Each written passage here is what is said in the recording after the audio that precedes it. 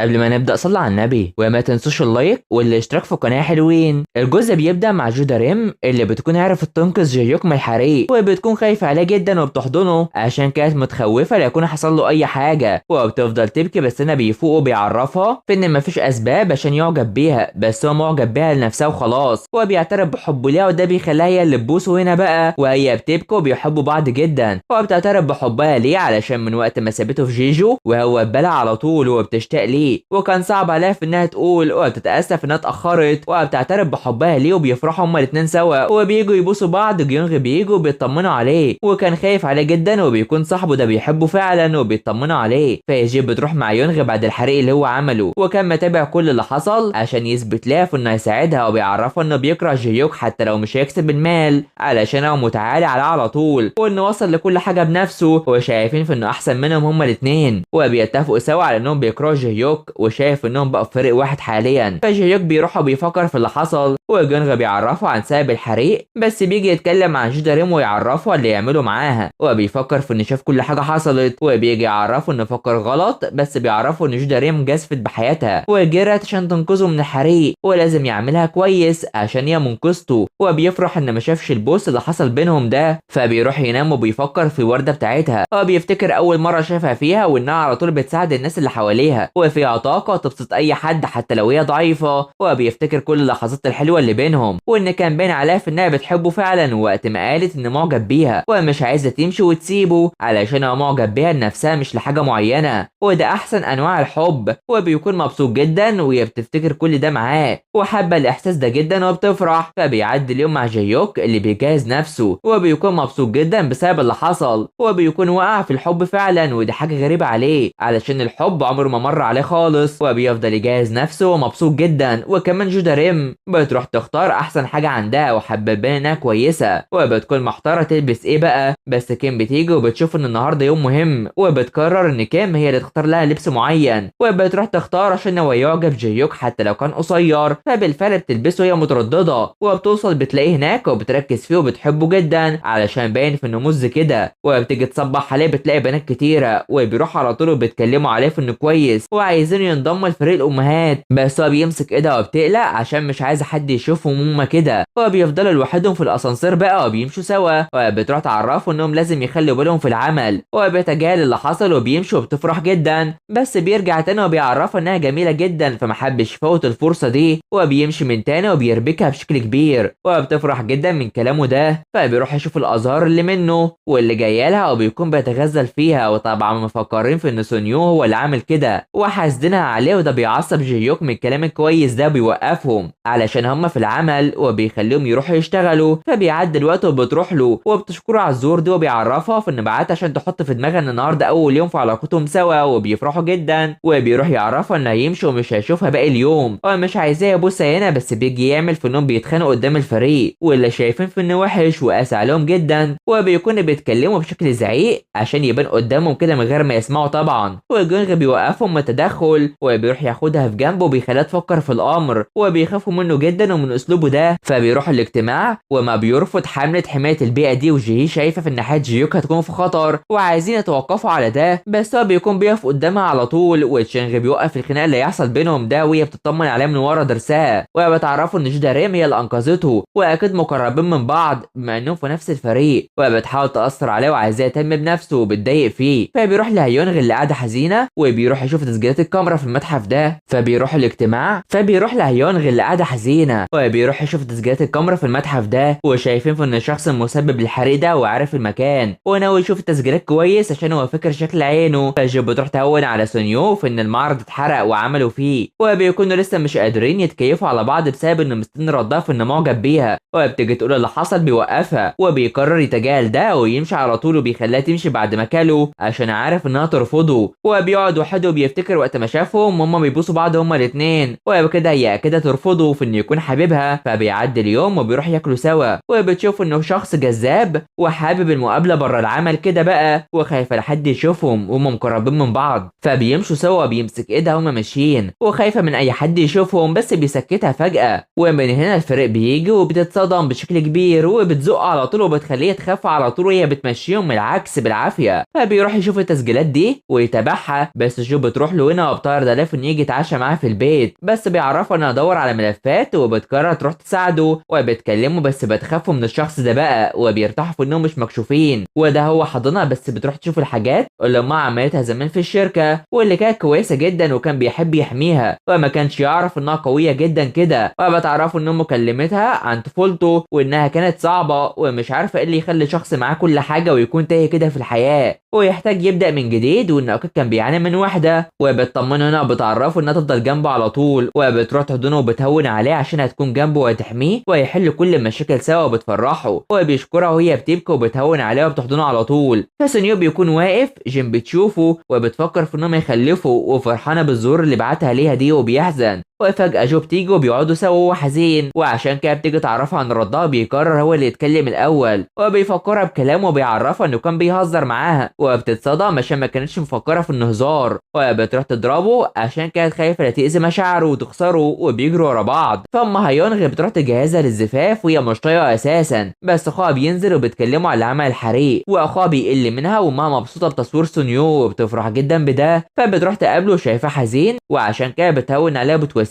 وشايفه ان جو رفضته واكيد هو حزين وبيبص عليها بقى عشان هي بتحبه وبتبهره فعلا. فتشانغ بيخلي فريق هيجي هي اللي تتحمل المشروع وبيفرحوا وبتعرض استغلال فريق الامهات في التواصل مع الناس وخدمه عملاء، وبكده مش هيفضلوا كتير ويتخلصوا منهم بسرعه. فبيروحوا وبتكون بتعانى حرفيا مع الكل والموضوع مرهق لهم كلهم، فبيروحوا يشتكوا علشان العملاء مستفزين اساسا. جونغ بيهون على جوون وهي بتبكي بسبب انها بتتاثر بكلام العملاء وبيهون عليها جدا. فبيروحوا يخلصوا، جو بتحضر مشروبات وهي مع هيونغ وبيمسك ايدها وبتغير جدا وهي بتيجي ليها وبتعرفها انها معجبه في سونيو اساسا وبتكون عارفه كل حاجه وهيتقابلوا النهارده. فبيروحوا يتكلموا سوا وبتعرفها في انها بتغير من حبيبته اللي فاتت علشان هي على طول ما هماش في عيلتها وحابه تعمل حاجه من اختيارها، وشايفه ان سونيو جواه حب كبير وحبيته من وقتها، وجو بتشكر فيه وبتخليها تعجب بيه اكتر وبترتاح علشان هو يستحق حاجه حلوه فعلا. وبتقول في انهم لايقين على بعض، بس هيونغ شايفه ان صعب تفوز بحبه اساسا وبيشربوا على طول وبيسكروا وبياخدوا على بعض كمان. وبتفكر في ان الخضار مال، وجيوك وسونيو بيشوفوا ده اساسا وبيطلعوا وكل واحد مع حبيبته بقى. فبيوصلوا هنا وبيناموا سوا وهم سكرانين. فسونيو بيروح يتكلم مع جيوك عن ارتباطه بجو وعاوزه يهتم بيها عشان هي كويسه فعلا عشان بيعتبرها فرد من عيلته، بس جيوك بيعرفه انه يهتم بيها عشان هو بيحبها فعلا فبلاش يقلق خالص. فبيعدي اليوم وهيونغ بتفوق وسونيو بيطمن عليها وهيونغ بتاخد جون الحضانه وبيفرح في انه معاها وبيكون حبيبها جدا وعايزها تكون معاه في النشاط الجاي. فجو بتوصل وبتلاقي الفريق شرب والكل جاي وهو مش طايق نفسه في خدمه العملاء دول عشان يهدوا شويه وبيروحوا يشتغلوا. وجو بتكلمها واحده وبتشتكي وبتزعق فيها وبتقفل في وشها على طول. فما بيروح لهجي وبتكون البنت دي عملت صوت مزيف لجودا ريم وده وهي بتشتمها، ولما هجي بتعرف بتقرر حذف الصوت الاصلي وناويه توقعها في مشكله، بل بتكلم الاعلام كمان واللي بيروحوا ليها وهي بتروح تعرفهم انها ما قالتش ده